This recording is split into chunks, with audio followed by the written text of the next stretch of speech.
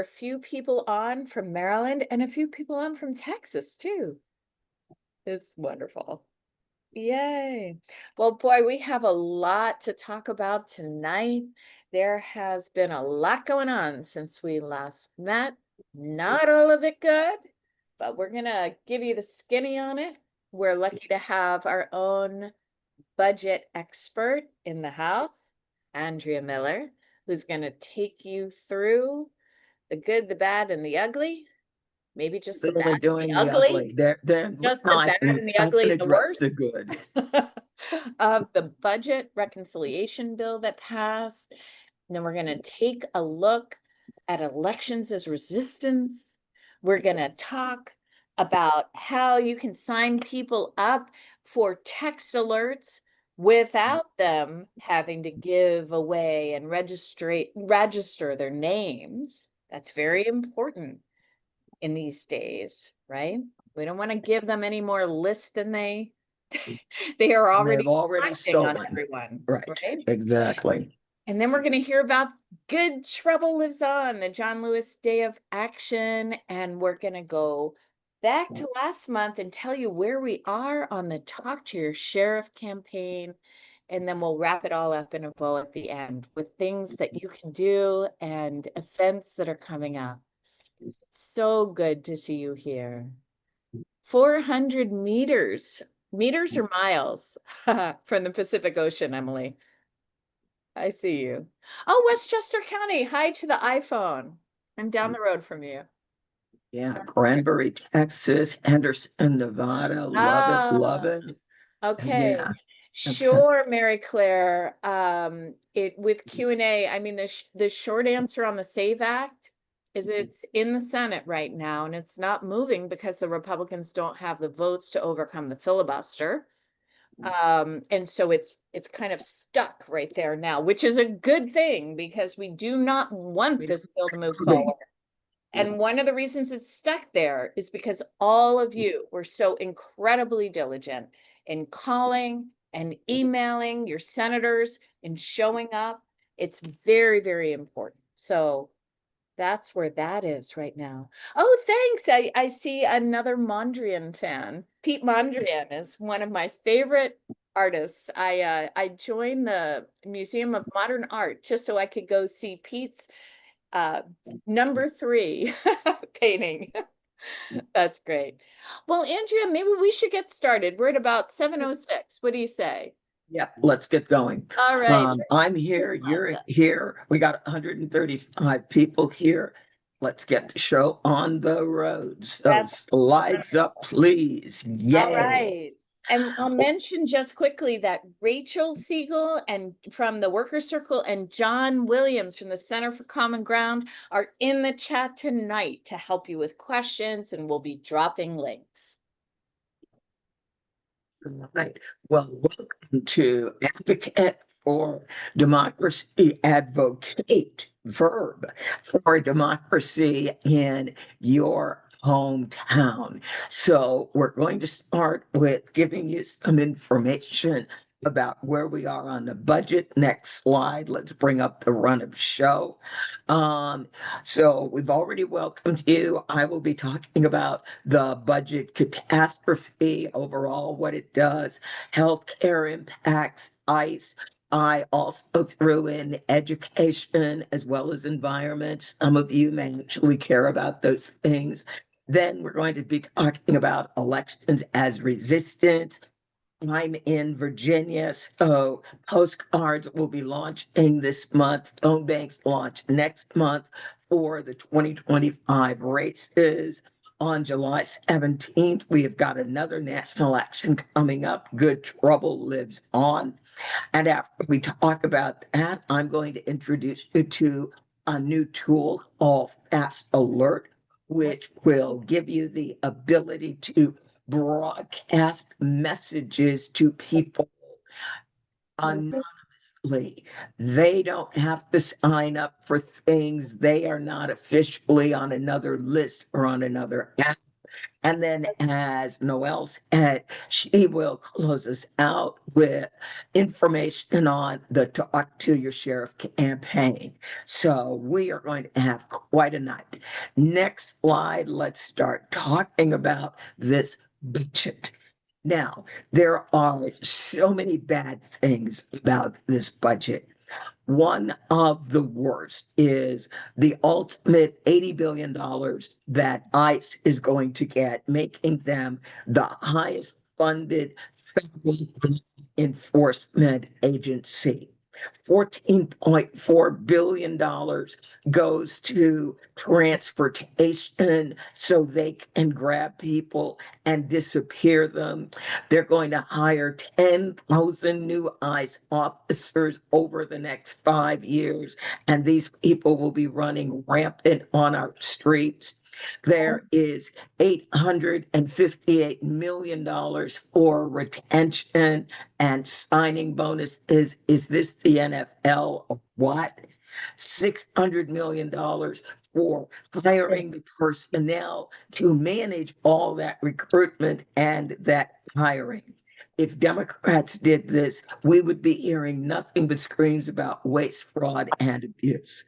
$45 billion for ICE detention. That is a budget that is 50% higher than the federal prison system, and that is bad enough. And $20.6 billion for border barriers. What an ugly baby. Next slide. Next slide. There we go. All right. Now, what have they done to our health care? Oh, it's not good. There is a link that I will drop in the chat, hcasignups.net/pie chart. You can look at what are the impacts on healthcare by your entire state and or by your congressional district. Now, they are cutting SNAP, that's food assistance, low-income food assistance, predominantly for children, Medicaid and HCA Marketplace by $1.3 trillion. I put SNAP under health care because if you do not have food, you will be sick. Now, 11 million people will potentially lose Medicaid, and in the Medicaid expansion states, the new additional paperwork is onerous. 5 million people stand to lose their ACA coverage because it is funded by Medicaid. Part B for dual eligibles will no longer be paid for by Medicaid. Medicare Part B is your outpatient care. That is your going to the doctor, having tests that are done. I lost my Medicare Part B due to a Social Security screw up. And this month I am looking at $3,000 in extra expenses. 40 million people, including children, are going to lose food access because of the cuts to SNAP, and it limits provider taxes, which increase Medicaid payments to hospitals, nursing homes, and other private managed care providers. 300 hospitals will either close or potentially have to reduce services. Next slide. I told you this was not pretty. Oh, there's more. Medicaid enrollees who currently see doctors for free, that fee is now going to go to $35. Now, primary care mental health treatment and substance abuse treatment is exempt. So that will still not carry a fee. There will be a higher cost for emergency room treatment if it turns out to be a non-emergency case. And we're going to potentially have some immigrants who will lose ACA coverage. Many of those folks are lawfully present. asylum seekers, refugees, and victims of trafficking all could lose their health care. Next slide. Nothing that we care about was exempt. For the environment, it phases out the tax credit for wind and solar power. That means that the Buy American for solar panels and other climate things that were high growth industries, that is probably going to change because Buy American was more expensive. People will probably opt for the cheaper Chinese products. They preserve the tax credits for nuclear reactors, oh goody, hydroelectric dams, geothermal, and battery storage. The $7,500 tax credit for the purchase of a new or used electric vehicle ends on September 30th. The energy efficiency tax credits end. We worked on that in Virginia, trying to help people who had homes that were not energy efficient upgrade their homes to get better in efficiency, thereby reducing their carbon footprint. That's gone. And then adding insult to more insult, mandates oil and gas sales in Alaska and the Gulf of Mexico and Western states. Next slide. Education, as I said, everything that we care about took a hit. It expands the tax on endowments used for financial aid. And this is predominantly really going to have a major effect on our large universities that have large endowments. It will roll back student loan protections, and it will cap student aid amounts for graduate programs. $100,000 for a master's degree, $200,000 for a doctorate or a medical or a professional degree. So we could be looking at an artificial creation of shortage of doctors. It will phase out the Grad Plus loan program. This one is good, at least in theory. Pell Grants can be used for non-degree programs such as short-term training. So that could help. It doesn't mitigate the bad, but it could help a little. Next slide. All right, now, I just hated saying all of that because it's depressing as all get out. But despair is not a strategy. So we must use elections as resistance. Not all of us can go out in the street and protest. Those that can, yes. So as my board member, Reverend Yearwood, used to say, it is great. We must go out in the streets so people can see that they are not alone in thinking this is not good. But we also have to be in the suites electing people who are going to do the right thing. Virginia has elections every year, and in 2025, these are our statewide elections. We are electing a governor, a lieutenant governor, and an attorney general, and all 100 seats in our Virginia House of Delegates. Early voting runs from September 19th through November 1st. We had a historic turnout in the June primary, 212,011 Democratic votes. We had statewide primaries and 11 House districts, 15,841 Republican votes. They only had primaries in 8 House districts. Next slide. Now, what can you do? Our postcard campaign launches on Friday, July 25th. And we will be sending postcards to all 934,000 Black voters in Virginia. We will be dropping links in the chat for the Workers Circle postcard forms. So if you were postcarding with Workers Circle, that's great. Or Center for Common Ground. We will also begin running our phone banks starting on August 12th from 6 to 8 p.m., where we will be calling Black voters in Virginia, urging them to early vote and come out and make their voices heard. Next slide. I think I'm just about done. All right. Yep. I already talked about our phone banks.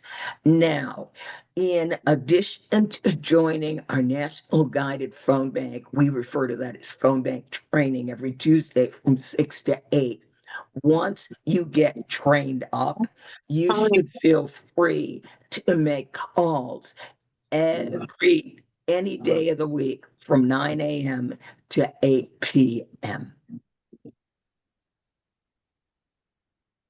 Next slide. That's it. I am done with the bad news. So There's like enough bad news to go around, isn't there? And there are genuine questions. What can we do to fight back? I mean, look, the reality is this bill has been signed into law. And it's terrible news. But all of us are based in communities. There are initiatives for mutual aid. There's the chance to push back in states, because as some of these cuts take effect, some take effect now and some take effect later, right? Because they're very smart the way they did this. The Medicaid, that doesn't take effect till when, Andrea? 2027? yeah, the Medicaid cuts come about in 2027. Yeah. The education cuts are 2027. Yeah. The climate cuts, those are literally starting right now. Yeah. Yeah.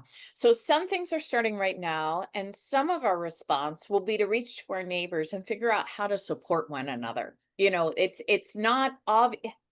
It's clear that kind of support in no way substitutes for what has been lost, but it is incredibly important because people are hurting everywhere and it's going to get harder.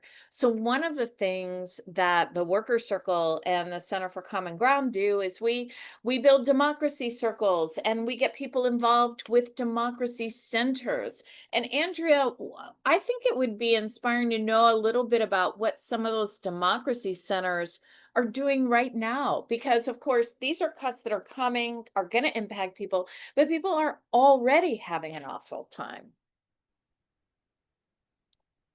For that opportunity, Noel. Democracy centers are in low income, and right now they're in low income Black communities. And I tell people the communities that are poor enough to have a democracy center, they represent the people that are going to be hurt first and worst.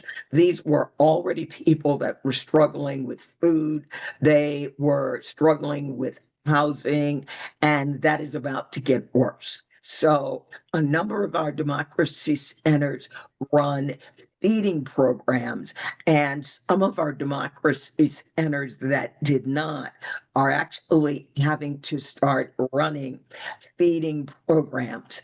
And in addition to running food programs, they are running programs to provide backpacks and new shoes, socks, outfits for kids that are going back to school. So there will be a tremendous need. we know that food banks are going to start running out of food. Some already have. So we are stepping in within our own local communities, trying to do a neighbor helping neighbor and just making sure that people can keep on keeping on. I mean, the other thing to remember is the reason that we had this section of elections as resistance is there are midterm elections coming up in 2026, right?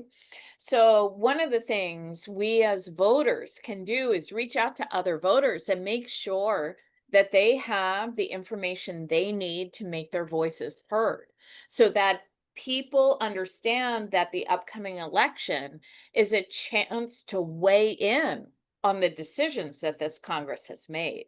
And obviously, what's extremely important is to get, in particular, to voters of color in communities that are facing particular barriers as well as historic barriers.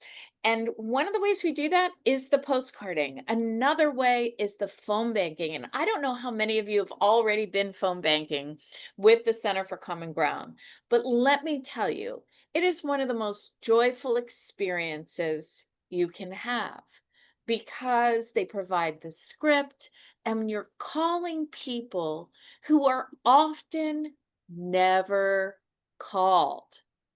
People who have been assumed, oh, they'll probably vote Democrat by the Democrats or Republicans. "Oh, I don't want to bother with those rural districts." So we're going to call the Black voters throughout Virginia. And when you're calling, you have these wonderful conversations on the phones with folks, not only providing important nonpartisan information that is needed to navigate some of the tricks, right? Because we know at the state level, there are all kinds of hurdles that have been put in place as the Voting Rights Act has come under attack through subsequent court decisions as well as local state laws. And changes, whenever changes in election laws take place, people get confused, right? What ID do I bring? When is early voting? Is there early voting still? How long is it? What do I do? So one of the most powerful ways you can fight back against this murderous budget that has just been passed is to really double down on outreach to voters with the Center for Common Ground. And I say this because the Workers Circle has been working with the Center for Common Ground, and we've watched the results and we've watched how inspiring it is. I mean, I have to tell you, when you're on the phone with people and they're thanking you for calling, I don't know about you. I've done a lot of phone banking in my life. People don't usually want to hear from me. They're not thanking me for calling. But I actually get into conversations with folks who are like, that's right. I had forgotten my polling place moved, or thank you so much for reminding me about early vote, or I voted already. Let me tell you about it. And it is absolutely heartening. So I really, really encourage you. If you've never phone banked before, don't worry. If your person's like a little nervous about it, it's okay. We'll all show you how to do it. And it is not hard and it is so rewarding. And when it comes to postcarding, I saw in the chat that some people are like, wait, do we have to think up the message? No, in fact, Center for Common Ground has this sewn up very carefully. And we want you to use the message that the Center for Common Ground provides to all of us, because we know that the Center for Common Ground knows exactly what it's doing when it's communicating with voters of color on the ground. So we'll give you everything you need to get started and to be engaged. At the end of the day, we, the people, have to be the bulwark and the forward point of the sphere to fight back against this terrible, murderous budget that this Congress has passed. And so, beside postcarding and beside phone banking, one thing you can do right now to make your voice heard is to speak out and speak up, because good trouble lives on. The John Lewis Day of Action is coming on July the 17th. And here to tell us a little bit more about it is Rio Tazwell, who is consulting with the Worker Circle. Rio, tell us more about Good Trouble Lives On and how people can host actions in their own community and also attend the actions that are already planned. Yeah, absolutely. Thank you, Noel. Great to be with you all. As Noel mentioned, and as you can see on your screen, next week, 1 week from today, as a matter of fact, Thursday, July 17th, will be a massive day of action. There's over 1,400 of these events already on the map, many of which you can see populated there on your screen. This is a coordinated day of action that's shaping up to potentially even be bigger than Hands Off, which happened, as you all recall, in April, and we've continued to see just massive mobilizations since then with May Day and then No King. So this really is the continuation of the resurgence and the growth of the resistance to Trump 2.0. Although this action, the Good Trouble Lives On, is not a new thing. In fact, this has been happening the past several years. This year marks the 5th anniversary since John Lewis passed away.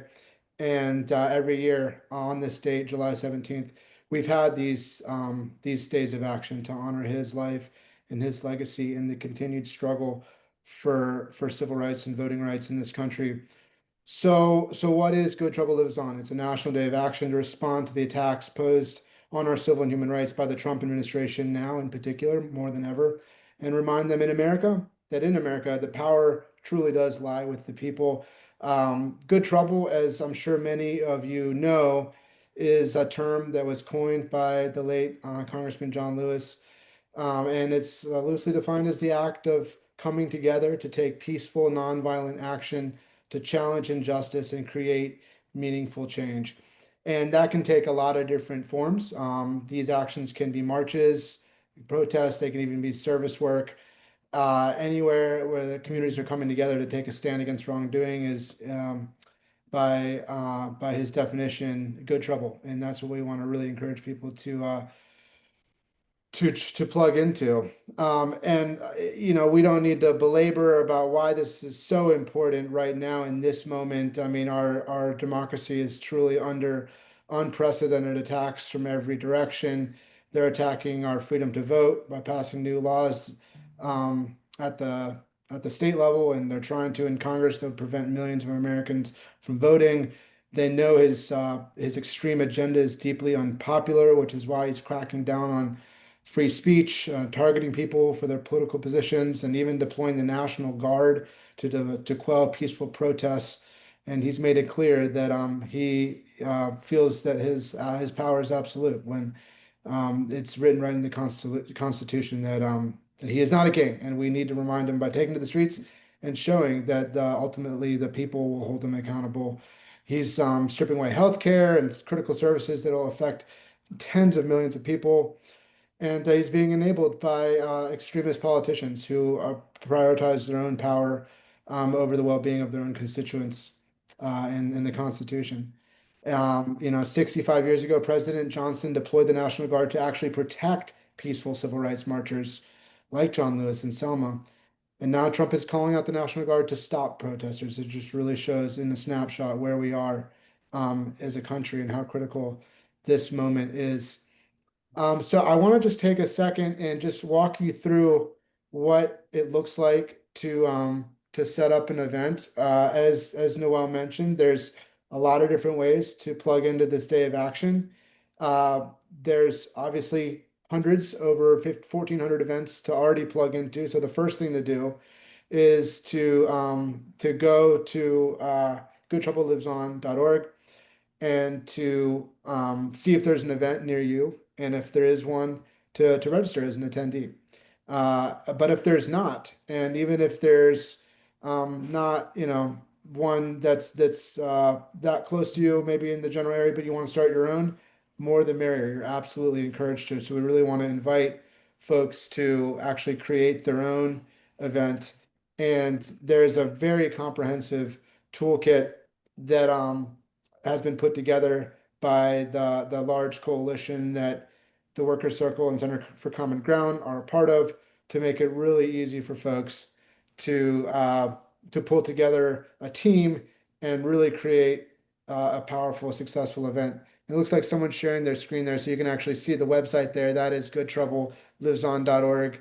And you can see the map, which we all saw already. If you go ahead and create your own event on Mobilize, your event will pop up on that map, and then other people can RSVP for it. This is the form here that's being shown that allows you to create your event. So there's a checklist of things that you just fill out, a brief description that's kind of been pre-filled for you, but you can edit it if you'd like.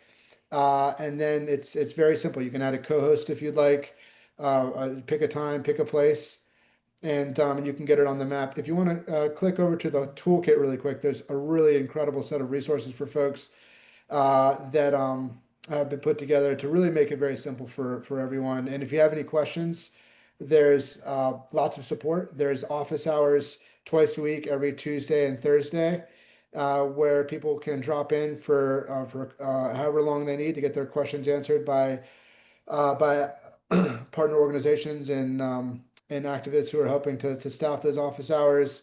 You can also listen to past trainings that have happened from June 18th, June 25th, and July 3rd. All of those are linked right there, so you can go and see from start to finish what is involved to set up an event. There's also ongoing trainings to talk about different aspects of organizing an event, whether it's communications or safety or other specific important components of putting together an event. There's still plenty of time. I mean, we have 1 week to go. It's already bigger than hands off. We're really hoping that we can continue to just build on the tremendous amount of grassroots energy that there is across the country to make this Good Trouble Lives On Day of Action historic. And I know that there's some folks on the call that are actually going to be organizing events. So I don't know if this is a good time to maybe invite some folks to kind of share what you're doing in different places across the country.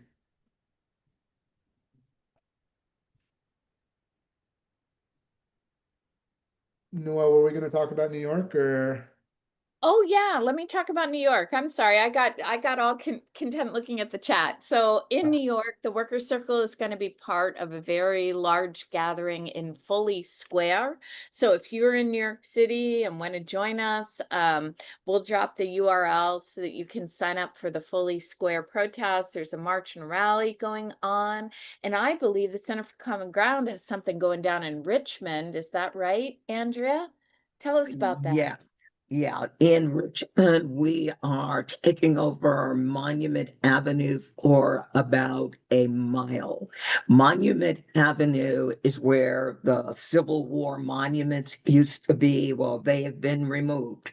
And so we will be in the center divide down Monument Avenue, which was a grand avenue in Richmond. So we will be doing voter registration. We will be handing out information about the terrible budget. Almost all the groups in Richmond will be coming together to do what they do on this day of action, and we are taking over Monument Avenue. That is awesome. That is awesome. I think this is going to be a really incredible day of action. And like you said, Rio, right now there are more events planned than hands off in April. So we know people are really responding to this. And there have been movement calls in the lead up to this, and they've had thousands on these movement calls. Andrew and I spoke on one last week. So I tell you, the spirit is positive.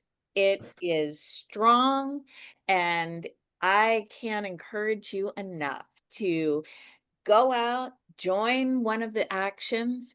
And, you know, for those of you who might not have an action in your neighborhood, I really want to encourage you, think about doing one. Seriously, it doesn't matter whether you've ever planned anything before. The host toolkit is wonderful. It'll step you through everything you need to know. And you will not be overwhelmed. And you know what? You can always reach out to the Workers Circle and we'll help you through it. we want to encourage as many of these protests to go on across the country so that we, the people, can make our voices heard. This is the time also to talk and to display in our signage what these budget cuts are going to mean to us as people, what they mean to our country, the way they're just, it's hard to even find the words. But the point of the Good Trouble protests is that it's an opportunity to remember that even in the worst of times, people have overcome the odds. John Lewis showed us how to do it, right? With his entire life, he showed us how to do it.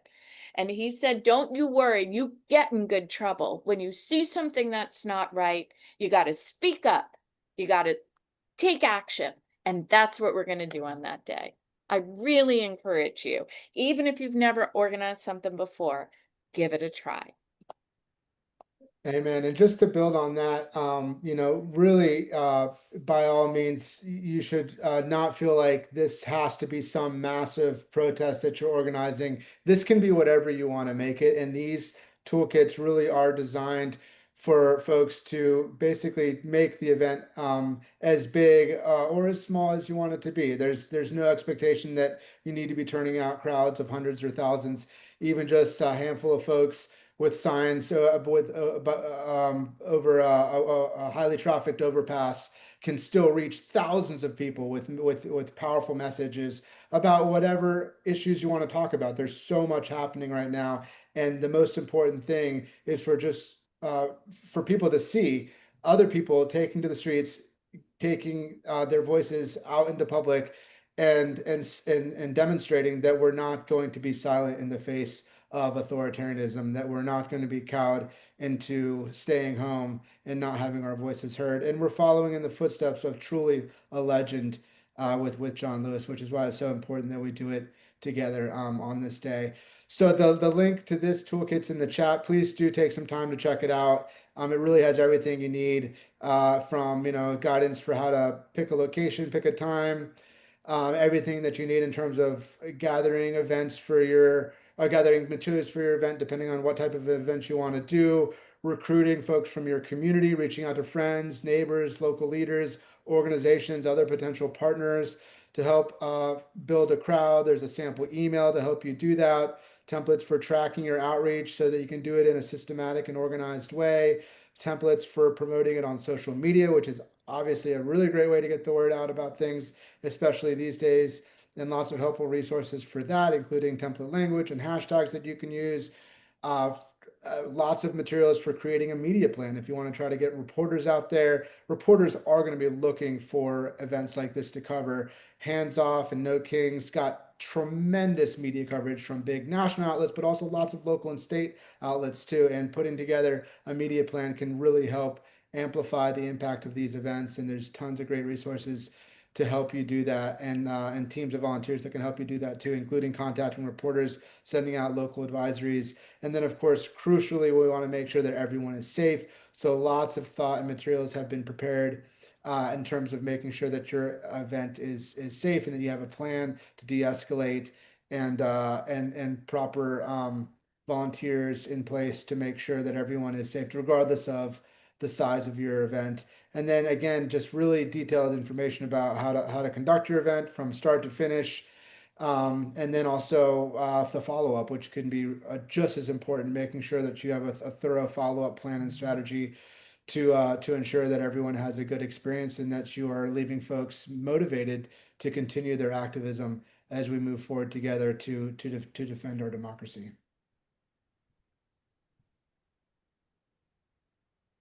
So I think now we wanted to see if folks had any questions. I really want to, encourage folks to put them in the chat, or if I don't know if people can unmute, but I think we had a little time for questions. Correct me if I'm wrong.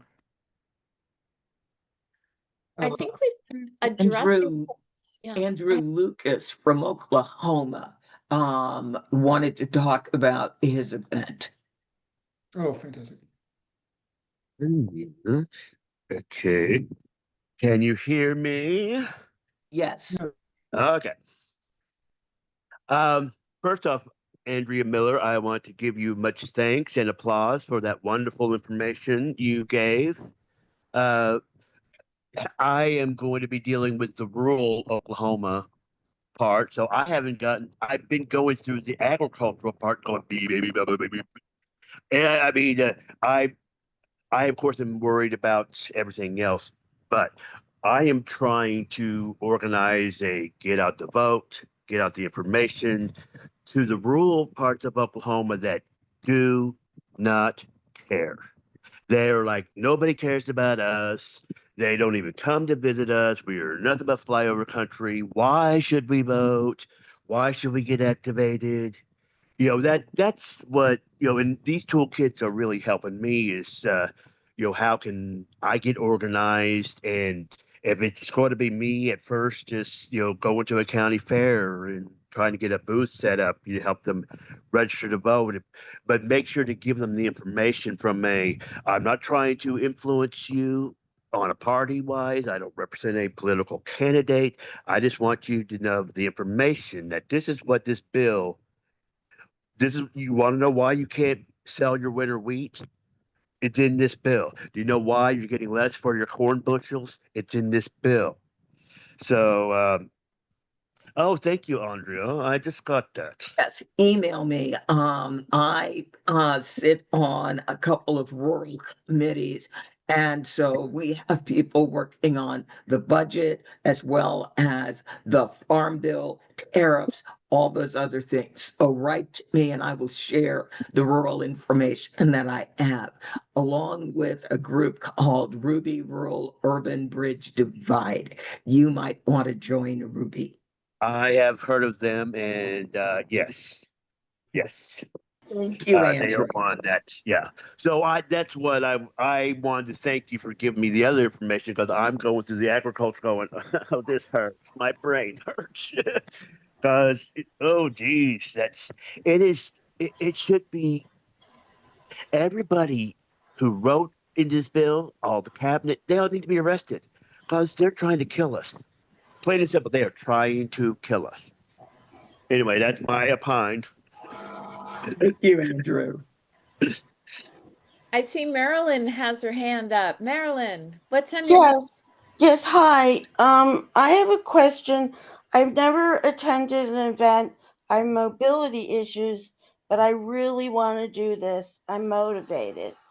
So I've never made a sign before. So any suggestions what to say, effective sign making? I have no idea. So where can I find ideas?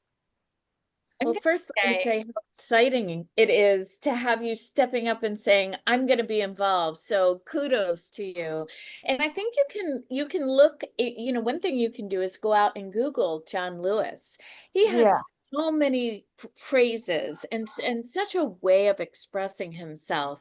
And one of the Absolutely. reasons that good trouble lives on as the theme is because he knew that we can't stand idly by. We can't just become bystanders when things are going wrong in our society. We have to step up and speak out and do what we can. So sometimes a John Lewis quote might be a sign, or it might be something from your heart. What are you feeling? What are you experiencing right now? It is so powerful. I mean, in a way, there's no wrong thing to put on a sign. The sign is an expression of what you believe and what you are prepared to fight for.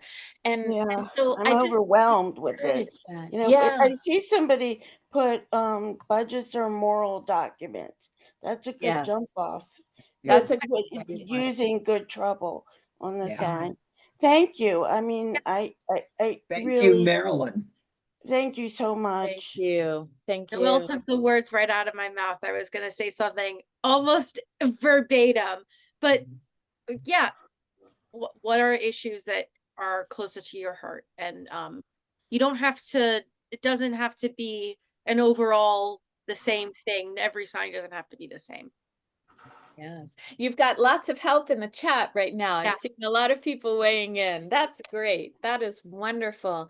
I know that there was one question about follow-up. Rio, was there anything additional that you wanted to say about follow-up?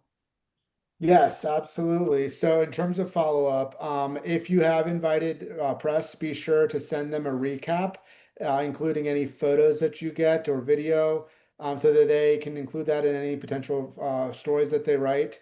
And if you partnered with any organizations, you want to make sure that you send them a thank you for their engagement and an invitation to stay in touch and potentially collaborate on future events. And then, of course, through Mobilize, you can message all of your attendees. So you want to send a recap and thank folks for attending, and encourage folks to take any follow-up actions that you may want to offer them, whether it's calling their member of Congress or plugging into another event. There's lots of opportunities to get engaged, and if you're looking for some, definitely reach out to us at the Workers Circle or Center for Common Ground.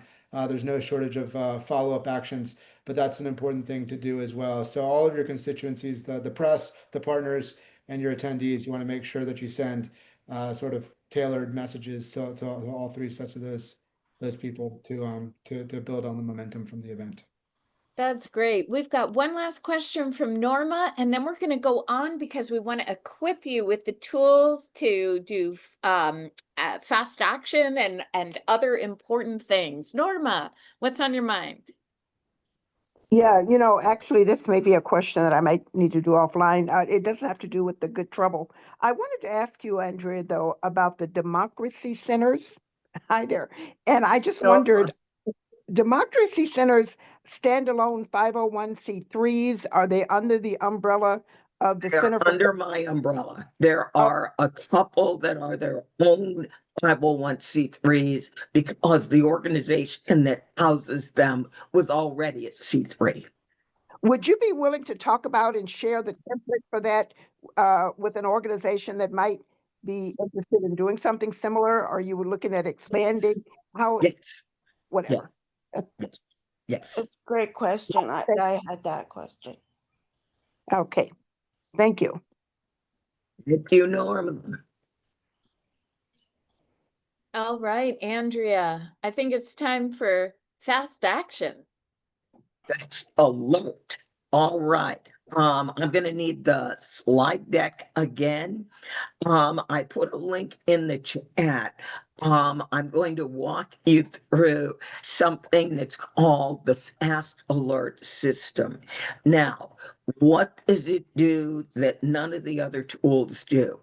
I've seen people talk about creating signal chats and various other things.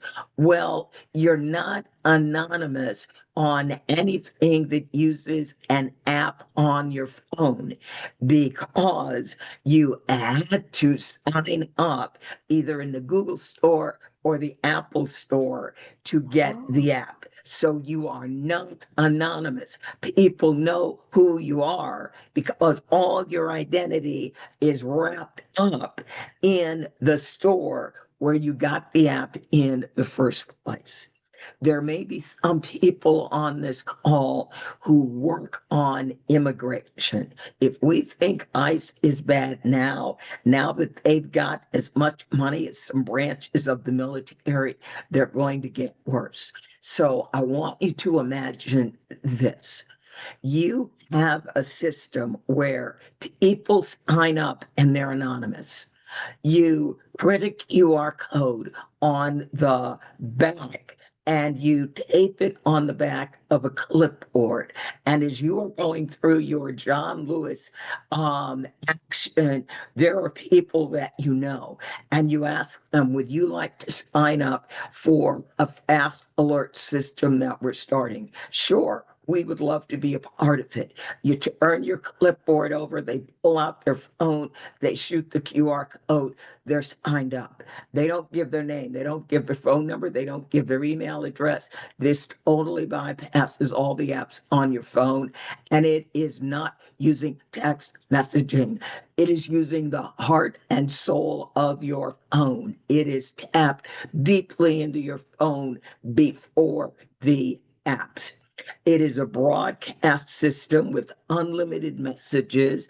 It is free to progressive good trouble groups. When you send a message, It's kind of like a tweet. They're relatively short. You're not writing a great American novel in this thing.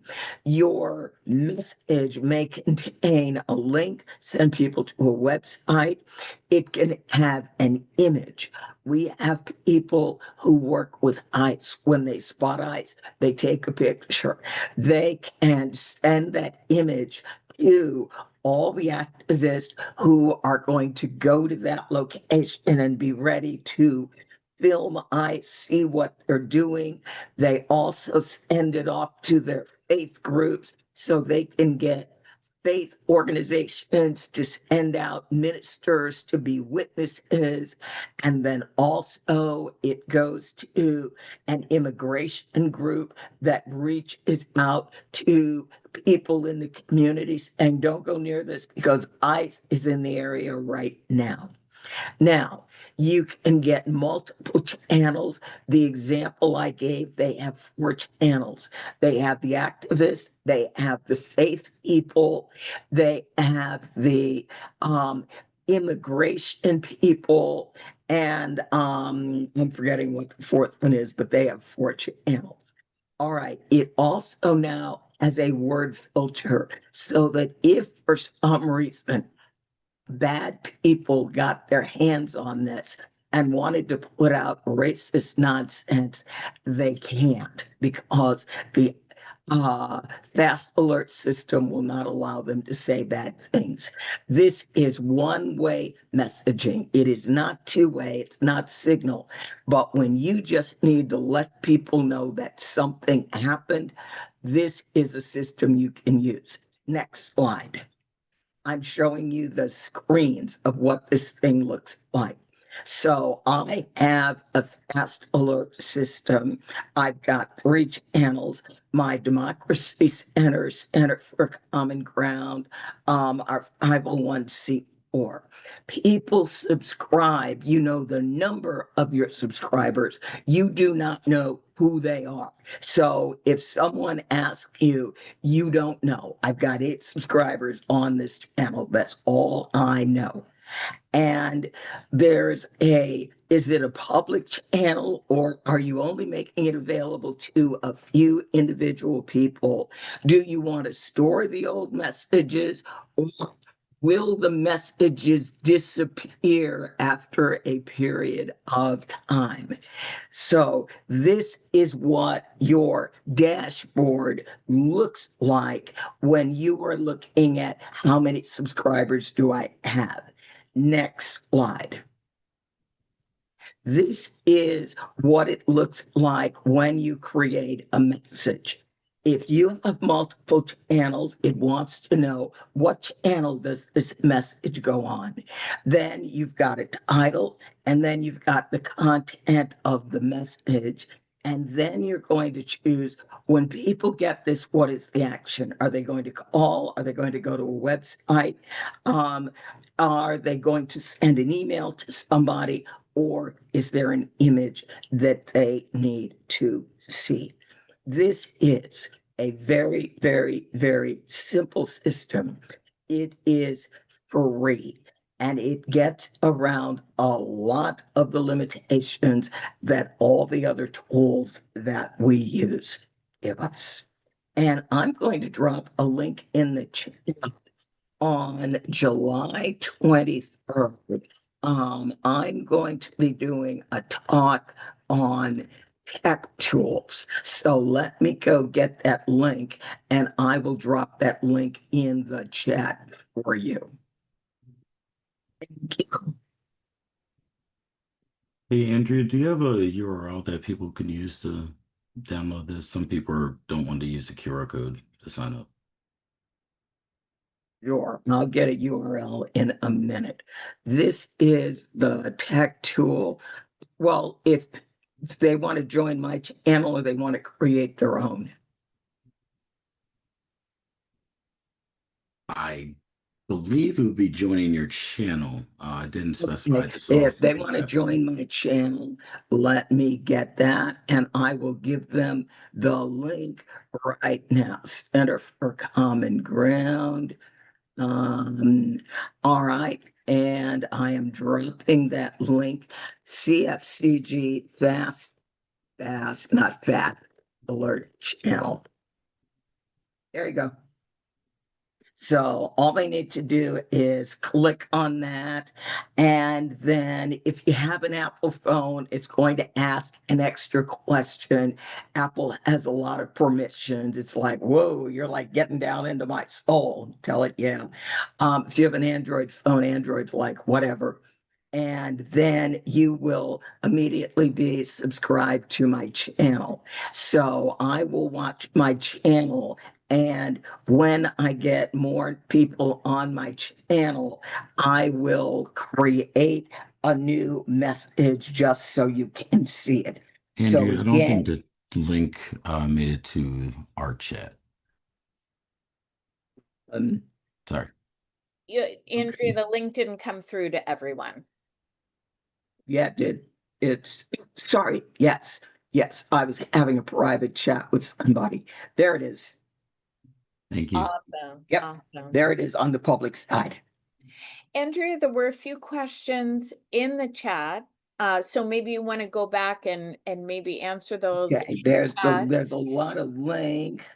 And what I'm going to do, because we're close on time, is go on to the next slide, if that's okay, and give you all a quick update on where we are. Last month, many of you who were on, remember we talked about one way to stop the supercharging of ICE is to talk to your sheriff and have them not cooperate with ICE in the disappearance of our neighbors.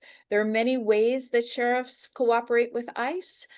And one of the ways that we can slow and stop these terrible abductions and disappearances is by talking to our sheriffs and strengthening them.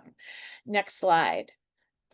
Sheriffs are responsible across the country for public safety. There's about 3,000 of them, and most of them are elected. It so happens where I live, my sheriff is appointed in my county, but that's few and far between.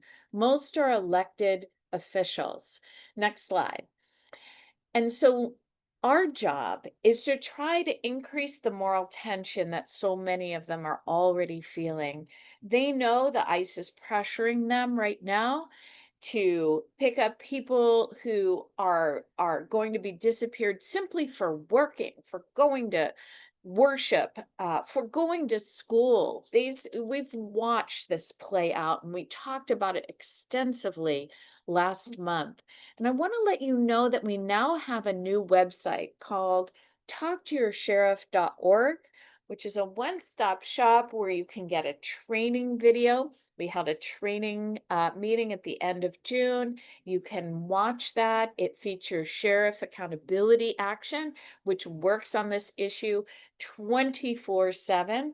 And then if you can scroll to the bottom of that, please, you'll see that there are several buttons at the bottom. The video, you can click over to the training and to the stories of people who have been disappeared, and really read about what's going on.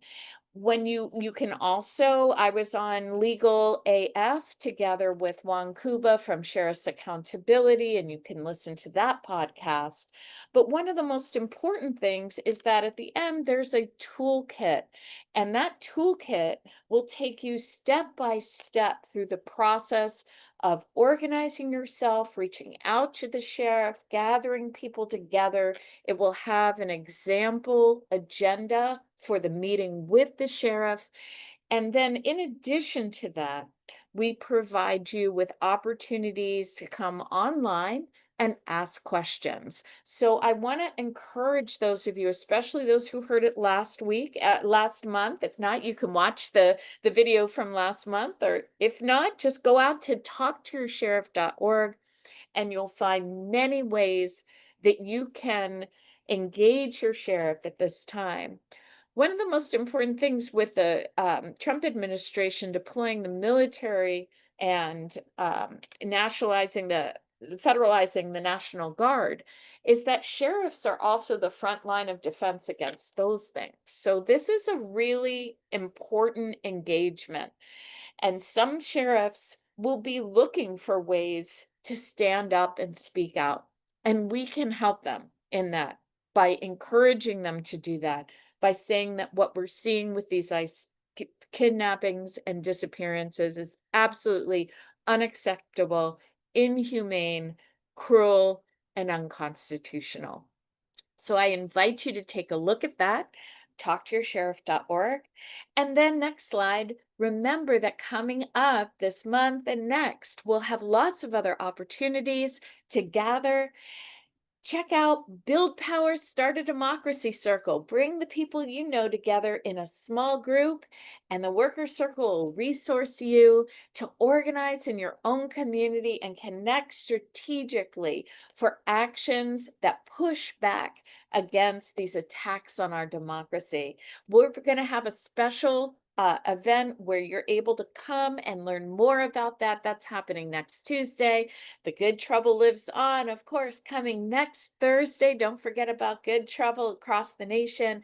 And then next month, we'll be gathering again at Effective Advocate on August the 21st.